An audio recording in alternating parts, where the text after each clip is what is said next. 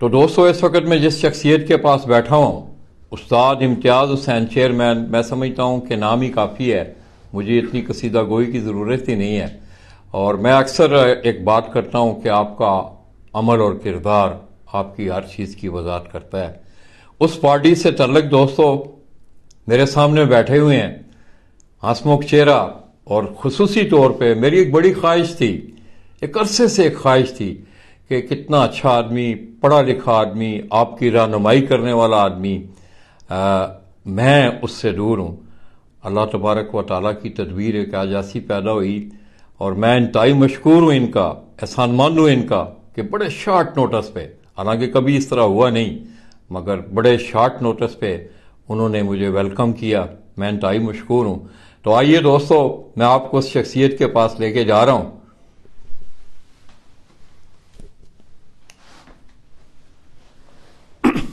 तो दोस्तों, ये आप मेरे सामने देख रहे हैं उस्ताद मियां आमिर, आपकी फन कबूतर परवी के शोबा से ये इनका तल्लक। और मैं कसीदा गोई, मैं पहले भी आपकी रिकॉर्ड ये बात कर रहा था, मेरी आदत ही नहीं है, ये नहीं है कि मैंने इनके पास बैठा हूँ, इनका खाना खाया है तो मैं ऐसी तारीफों के पुल बांधना शुरू कर दूं। दूसरी एक बात यह है कि मैं आपको एक छोटी सी तस्वीर दिखाऊंगा, और मेरे जो उस्ताद थे मोहतरम शावेज मलक सहाफत में, वो अक्सर ये कहा करते थे कि 1000 लफ्ज लिखने से बेहतर है कि आप एक खूबसूरत तस्वीर दिखा दें। तो दोस्तों, ये तस्वीरें उनके शौक की भी वजाहत करेंगी, फिर हम इंशाल्लाह उनसे बातें भी करेंगे। ये अगर आप देखें तो ये उनकी कुछ अचीवमेंट है, तस्वीरों की शक्ल में आप देख रहे हैं।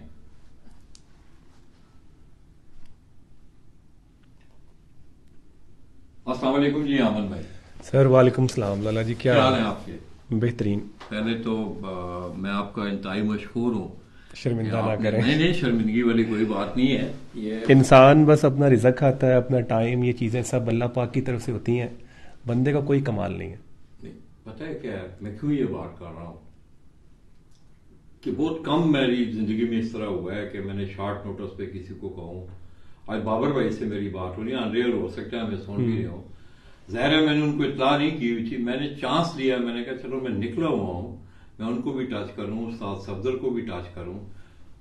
आपके पास आने का स्वभाव ये हुआ कि सफदर भाई के मैं घर गया हूँ, वो मौजूद नहीं थे, अपनी किसी फौज की सिलसिले में वो बाहर थे, मैंने आपसे रब्ता किया, आपने यक मुझे सोचा भी नहीं आपने कि लाला जी मेरा काम है, नहीं है, आपने कहा लाला जी वेलकम। लाला जी आप इतनी दूर से आए हुए हैं, और चाहत हो, दिल में चाहत हो तो मिलना चाहिए, दोस्तों को मिलना चाहिए। तो अहमद भाई, बेसिक ना एक सवाल है, मतलब कि ये फन कबूतर परवी का जो सफर है जी, आपकी रिकॉर्ड जिस तरह के आप बता रहे थे कि ये हमारा मारूसी मामला नहीं है, खानदानी मामला नहीं है, तो किस तरह फिर इस सफर में किस तरह आप आए? ये बड़ा मुश्किल होता है कि आपके खानदान में ना हो, भाई को ना हो, दोस्त को ना हो। ये मुख्तसर नजर आए इसकी कहानी कि किस तरह आप कबूतरों की तरफ आप किस तरह आए। मैंने अक्सर इंटरव्यूज में बताया अपने ना कि मेरे घर के सामने एक अंकल थे, उन्होंने कबूतर रखे हुए थे। चलो लोगों को आज मुझे भी बता देना। मतलब पतंगबाजी का मुझे शौक था, बड़ा जुनून था पतंगे उड़ाने का, तो मैं अपनी छत पे ही था, तो एक कबूतर गिर गया, मैंने पकड़ के उसे दे दिया, बस उसी को देखने के लिए जाना। और वो फिर माँ जो मेरी हैं वालदा, वो ज़रा डांट डपट ज़्यादा करती थी, तो फिर लेकिन दिल करता था जाने को, चोरी छुपे जाते थे। फिर पढ़ाई में आ गए, मतलब उस वक्त मैं था शायद 8th में या 9th में होऊंगा, मैट्रिक किया, कॉलेज चले गए, कॉलेज के बाद फिर बिजनेस में आ गया मैं 2004 में। सही। उसके बाद फिर मुझे ख्याल नहीं आया इन चीज़ों का ना, बिज़नेस में मैं स्टार्ट हो गया, अपने काम में आ गया, टाइम टू टाइम जो है वो चीज़ें चेंज होती गई। मेरे एक जानने वाले दोस्त हैं गुलबर्ग में, उनका सैलून है प्रिंस सैलून के नाम से, उनके पास वो भाइयाँ 4 कबूतरों का शौक़ करते हैं, उनके पास मैं बैठता था कटिंग शटिंग करवानी, तो उन्होंने अक्सर जिक्र करना, फिर एक दिल में ख्याल आना कि यार कबूतर फिर दोबारा एक जिंदा हो जाने। वो अगर मैं गलत नहीं हूँ जी, वो सैलून वाले कहीं उस्ताद अशरफ के शागिर्द तो नहीं? हाँ जी, उन्हीं के साथ ही उनका ताल्लुक था, बिल्कुल। इसकी शागिर्दी का फंक्शन मैंने किया हुआ है। तो वो फिर एक मतलब वो शौक को मेरे जिंदा करते थे, दोबारा मुझे ख्याल आना शुरू हो जाता था, मतलब कि यार कबूतर होने चाहिए। सही। तो मुझे ये भी अंदाज़ा था कि अगर मैंने घर बात की ना तो इजाज़त नहीं मिलेगी। ठीक। तो मैंने फिर एक दो दफ़ा ट्राई की, लेकिन मुझे इजाज़त नहीं मिली। मुझे ये अंदाज़ा बिल्कुल नहीं था कि मुझे शौक़ इस तरह का हो जाएगा, ये नहीं मुझे अंदाज़ा था बिल्कुल भी, क्योंकि मैंने जो जिस छत से मुझे शौक़ हुआ था उसने टैंकी के नीचे कबूतर रखे हुए थे। तो मेरी सोच भी यहीं तक थी कि यार टैंकी के नीचे एक दो जोड़े रख लिए जाएँ और अपना शुगल कर लिया जाए। सही। मैंने खैर वालदा को कायल किया, वालदा नहीं मानी, वाले साहब को बुलाया, उनसे बातचीत की। तो मैंने कहा यार आपकी मेहरबानी है, मैं कमाता भी ठीक हूँ, सिस्टम ठीक है, तो आपकी मेहरबानी है। खैर उन्होंने रखने दिए। वो फिर मुझे पता नहीं क्या हुआ, या कह लें कि मेरी नेचर में है कुछ ऐसा, तबीयत मेरी ऐसी है कि मैं जब किसी चीज़ में चलता हूँ तो फिर मुझे उसका क्रेज़ बढ़ता जाता है। तो मुझे ये होता है कि यार इसका लास्ट क्या है। फिर मुझे जब लगा कि यार मैं इसमें घुस रहा हूँ और चलता जा रहा हूँ, तो फिर उसके लिए फिर जो जो रिक्वायरमेंट्स थी वो टाइम टू टाइम चेंज होती गई। वो टैंकी से निकले, खुड्डों में आए, खुड्डों से फिर 4 खुड्डों में आए, फिर 5 में आए, फिर घर के सिस्टम में आए, फिर उड़ाने का शौक़ हो गया। फिर पता लगा कि यार उड़ाना एक जो है वो एक अलहदा ही चीज़ है, और ब्रीडिंग है, ये चीज़ें हैं। उसके बाद फिर ये महसूस होना शुरू हो गया कि यार एक घर की प्राइवेसी भी है, ये तो नहीं हो सकेगा, मतलब घर कोई आए गए, मेरे पेरेंट्स तो नहीं इस चीज़ों को देखेंगे। फिर क्या किया जाए, फिर बाहर निकला जाए, बाहर निकलने के लिए वसाइल चाहिए, उसके लिए कोशिश की। फिर अल्लाह पाक ने वसीले बनाना शुरू कर दिए, फिर ये छत बना ली और अल्हम्दुलिल्लाह चला रहे हैं, शौक़ एंजॉय कर रहे हैं। ज़बरदस्त। अच्छा, ये तो चलें आपका मुख्तसर सा सफ़र, आपने कहानी आपका, मैं समझता हूँ कि बिजी लाइफ है आपकी, बिजी इस हवाले से है कि आप घर में भी बैठे हुए हैं, चलते फिरते अपने काम कर रहे हैं।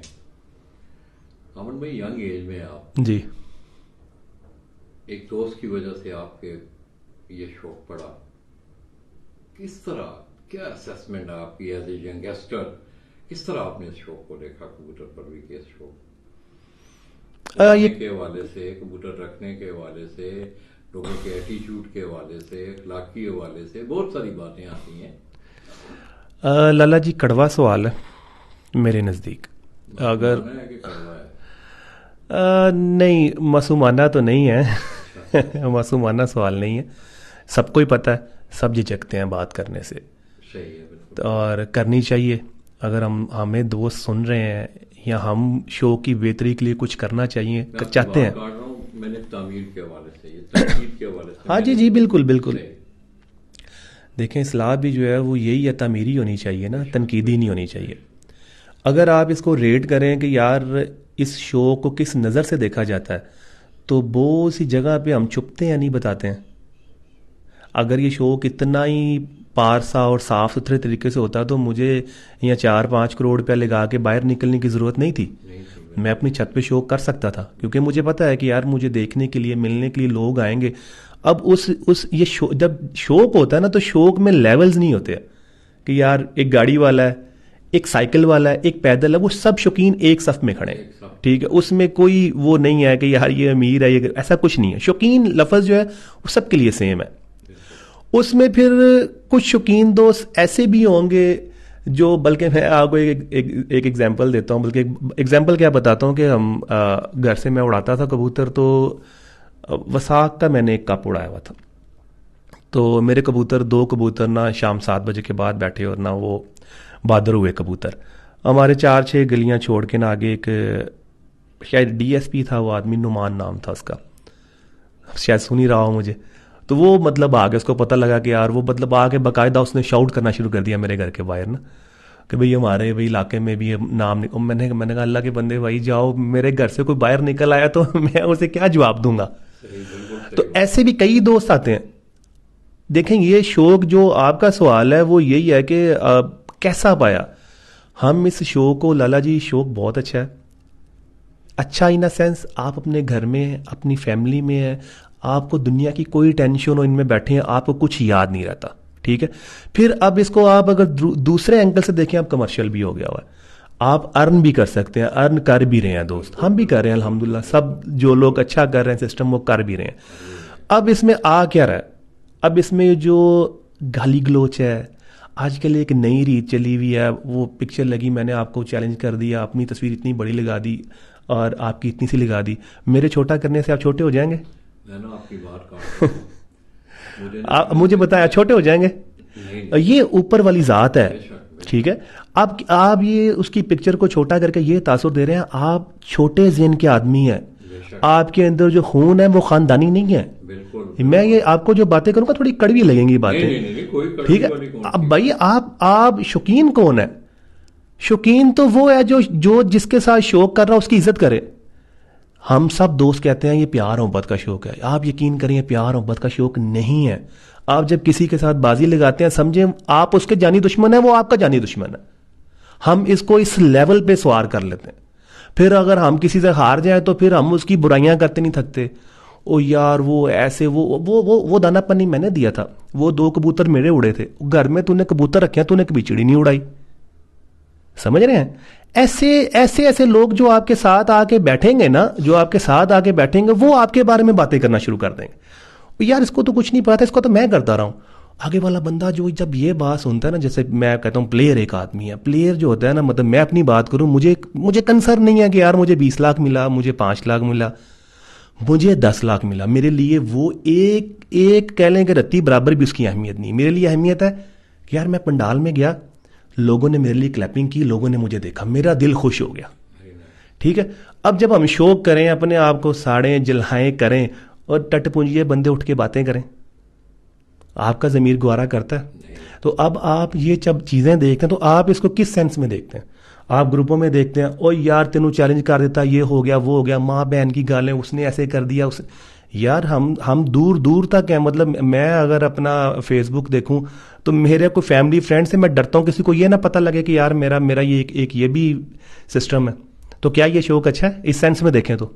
नहीं, मैं ना आपकी बात काट रहा हूँ। आपने बात की ना तस्वीरें लगाने हाँ जी। दोस्तों वाली, अब मैं जिस जिले में बैठा हूँ ना, जरा थोड़ा सा गांव का भी माहौल है वो। मुझे इतना एक दिन एक लड़के, उसने एक बाजी जीती, तो मैं हंसा भी, पहले गुस्सा भी आया, समझाया भी फिर बाद में उसे। वो कहने लगा लाला जी मैं फला आदमी से मुकाबला जीता हूँ, आपने उसकी चेस्ट के ऊपर तस्वीर लगा के उसकी चेस्ट के ऊपर लिखना है कि भरपूर शिकस्त। अब बताएं। मैंने कहा यार मेरी बात सुनो, अगर आप ये कहोगे कि मैंने लाला माजिद का सर उतार दिया है, उसकी टांगे, लफ्ज तो जीत का ही है ना। मैं कितना खूबसूरत लफ्ज है, इससे प्यार बढ़ता है, मोहब्बत बढ़ती है। तो आप लोग क्यों इस तरफ जाए? अब उसकी डिमांड है। मैं आपको एक और बात भी, मेरी आप जितनी भी मेरी आईडीज पे चीजें देखते होंगे इस हवाले से, मैंने जब भी कभी मेरे सामने ये चीज आई है, मैंने अपना फर्ज अदा किया है, समझाया है, ये इसका मतलब है, इसकी नेगेटिविटीज हैं, इसका ये नेगेटिव पहलू निकल सकता है। जिस वक्त कोई नहीं ना समझा, मैंने कहा चलो फिर ठीक है, ठीक है। इनकी अपनी